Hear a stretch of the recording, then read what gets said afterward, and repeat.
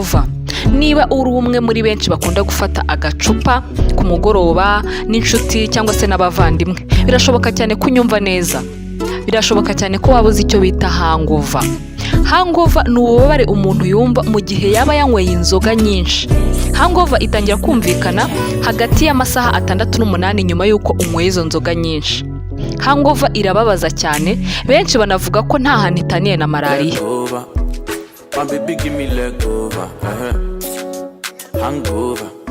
Baby she dey give me hangover, leg over. Mbere yuko dukomeza nagira ngo ngusabe gukora subscribe no gusharinga ndetse no gukora like ndetse no gusiga ubutumwa bwanyu hari icyo wifuza kutubaza, inkunga n'ibitekerezo, kugira ngo ibyo turi kubategurira ku bijyanye n'ubuzima, kuko ubuzima ni ikintu gihenze tugomba kubungabunga hatagira na kimwe kizongera kugushika. Murakoze.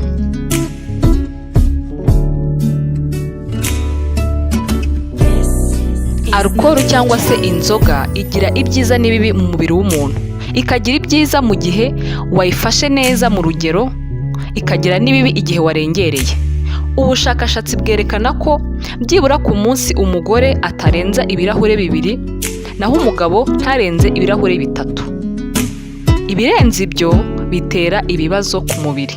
Ariko uramutse uyifashe neza muri urwo rugero baduha, igaragaza ko hari na byiza kandi byinshi ishobora gufasha umubiri wacu.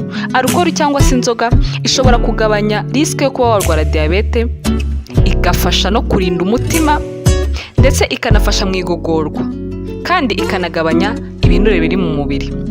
Ibyo byose biba iyo wayifashe neza mu rugero, ariko igihe warengereye harimo ingaruka nazo zigira ku mubiri. Hakaba hari nayo mpamvu ushobora no kugira niyo hangover. Tugiye kureba rero bimwe mu bimenyetso bikubaho igihe uri muri hangover, ingaruka ndetse n'uburyo washobora kuyirinda iyo hangover mu gihe warengereye ugafata inzoga mu rugero rukabije.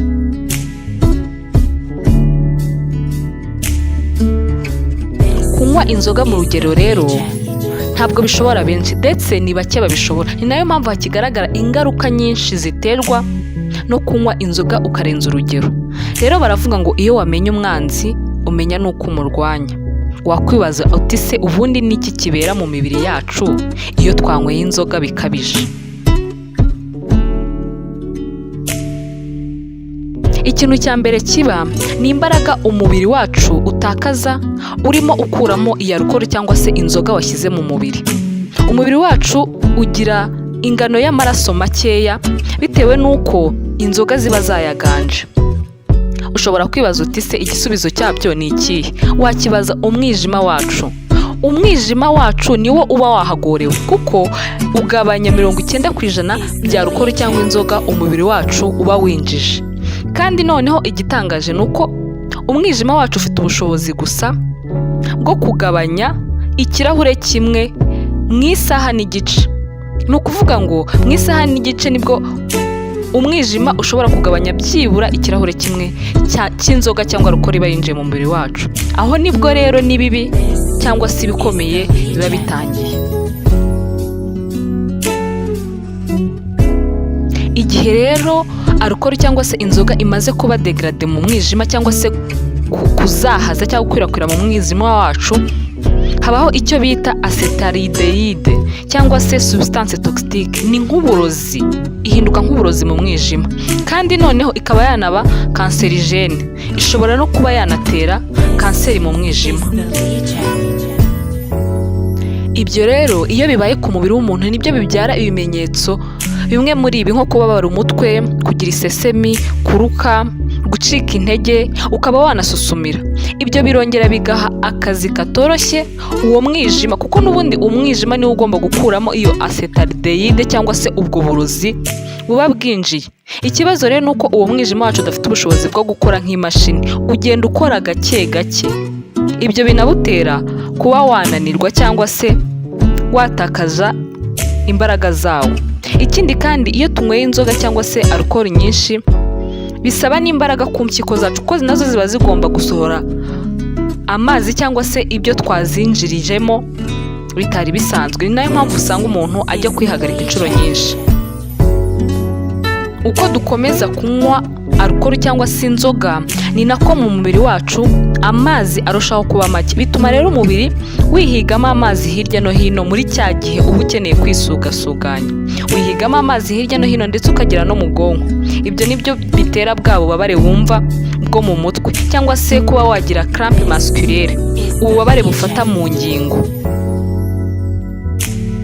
Déshydratation, uba déshydraté, gushirirwamo amazi mu mubiri, binatera n'ububabare kuri sinus. Ni ukuvuga ngo hagati y'umunwa n'izuru wumva usa nk'ubabara mw'iryo gufa cyangwa se ihuriro ry'umunwa n'izuru. Mu gihe kandi benshi bibwira ko kunywa inzoga bifasha kongera ibitotsi, ahubwo au contraire, ni ukuvuga ngo inzoga ntabwo zifasha kongera ibitotsi, ahubwo noneho zinaniza ubwonko kurushaho. Kuri wowe wenda wumva usinziriye, ariko mu bwonko ntabwo biba byoroshye, kuko ubwonko bisa nk'ibibucanga, kuko waba ugomba gutandukanya ibitotsi nyabyo cyangwa se n'uwo munaniro. Icyo bita sommeil paradoxal ni igihe umuntu asinzira igihe gito, bya bitotsi biza igihe gito hagati y'iminota 15 na 20, bikongera bikagenda, ubundi bikongera bikagaruka. Ibyo rero bitera umunaniro ukabije cya gihe mu gitondo ubukeye, mu gitondo cya hangover, nibyo bigutera umunaniro ukabije, kubera ko ubwonko uba burimo buragerageza kwishyira ku murongo. Ntabwo uba wasinziriye neza, ahubwo uba wabonanije kurushaho.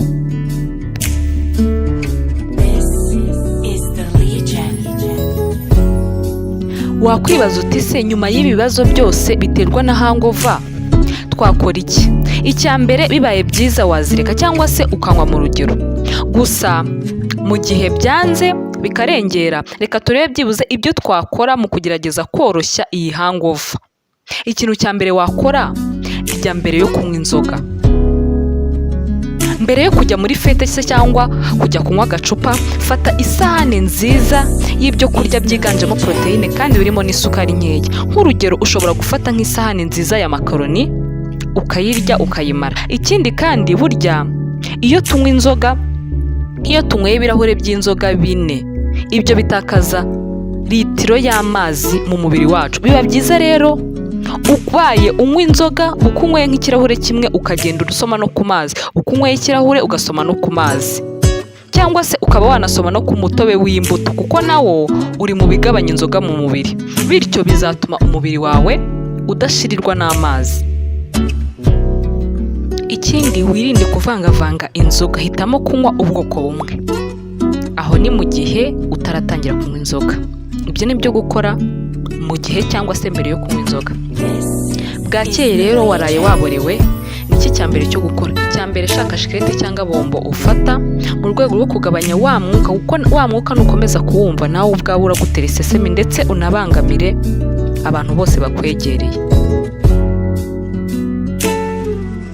Ikindi ni ukugenda usoma ku mazi gake gake nk'uko twakomeje kubibona haruguru, ukongera ya mazi yagabanutse mu mubiri. Ikindi kandi ni ukwirinda kafe cyangwa te. Ibyo ngibyo nabyo biri mushobora kugabanya ya mazi mu mubiri kandi bikaba byanatera umutima. Ikindi, ushobora gufata ibinyobwa birimo nk'isukari kugira ngo utagira hypoglycemie, isukari nke mu maraso. Ugafata wenda nka Fanta Sprite, niko ubushakashatsi bw'Abashinwa bwagaragaje ko Fanta Sprite ariyo nziza yo gufata mu gihe cya hangover. Ikindi, ibintu bakunda kuvuga ngo dawa ya moto ni moto, ibyo byibagirwe, ngo icupa rivuzwa irindi. Ibyo nabyo ni ibibazo. Kubyuka wongera kunywa inzoga mu gihe warazinyweye, ibyo bishobora kukorohereza nko mu gihe cy'iminota 2 gusa, ubundi bikongera bigaha akazi wa mwijima wawe. Kandi mu by'ukuri umwijima wawe uba ufite ibindi byinshi byo gukora. Ushobora no kurya, ariko nturye ibyo ubonye byose. Wirinda kurya ibintu birimo amavuta menshi, kuko n'ubundi ushinzwe kugabanya amavuta mu mubiri nta wundi, ni wa wundi nyiramiruho nyine, wa mwijima wawe. Ibintu byoroshye mu igogorwa nk'inyama y'inkoko, umugati, yawurute, imboga, imbuto nk'umuneke, kandi wirinde ibintu bifite acide. Niba ukunda ubuki nabwo bwagufasha.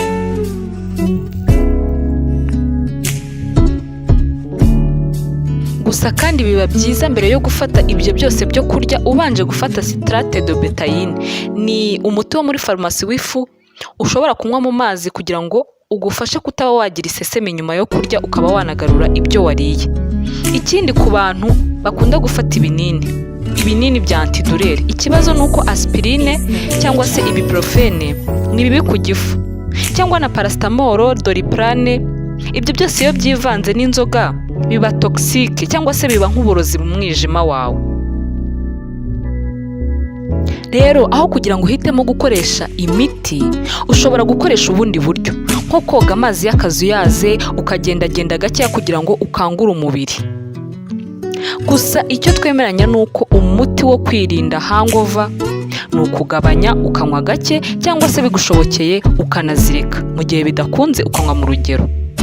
Kandi ni nabwo buryo bwonyine bwo kwirinda n'ibindi bibazo byose bitewe n'inzoga, kubera ko ubushakashatsi bwagaragaje ko mu gihugu cy'Ubufaransa nibura abagera ku bihumbi hagati y'ibihumbi 40 na 50 by'abantu bapfa buri mwaka bazira icyo kibazo. Ikindi kandi inzoga cyangwa se kunywa inzoga bikabije nicyo gitera impfu zitunguranye, harimo na aksida n'ibindi nyuma y'itabi. Ndakeka uzakomeza kwikorera fete, gusa nyaboneka itoze kunywa mu rugero.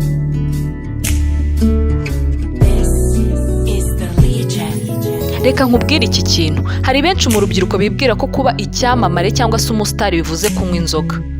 Nanjye ndi mu batekerezaga gutyo. Nanjye kuri njye ntabwo byari byoroshye kuba nakumva ko umuntu yaba umusitari cyangwa se akamamara atagira igikoresho afata cyangwa se atanywa inzoga. Gusa naze gusanga naribeshye, kubera ko hari bamwe mu basitari bo mu ngeri zose, yaba abakina filime, abaririmbyi, abakomediye, abakinnyi b'umupira, batajya bafata inzoga, kandi ntabwo byababujije kugera aho bifuza kugera, kandi n'ubu baracyakomeje kwamamara. Gusa muri abo basitari hari abaziretse barigeze kuzifata, gusa baza kubona ko nta cyiza cyazo. Hari n'abatarigeze bazifata mu buzima bwabo bwose. Reka dutangire tureba bamwe muri abo basitari batanywa inzoga.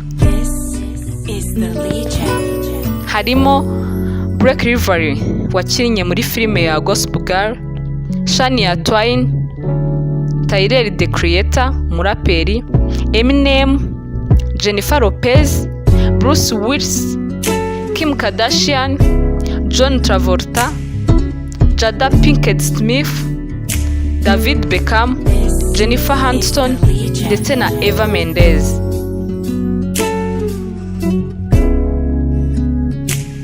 Ikindi ntabwo nasoza ntashimira abantu bose badukurikirana, abantu bose bakoze subscribe kuri channel yacu ya Trumpet TV. Nanasaba umuntu wese waba ukunda izi video ko yakomeza gukora subscribe, agakora like, akanakora share, kugira ngo ibintu byose turi kubategurira byiza ku buzima bwacu, mu buryo bwo kubungabunga ubuzima bwacu ndetse n'ibindi bidakomeza kugucika. Murakoze. Yarishimwe Vanessa.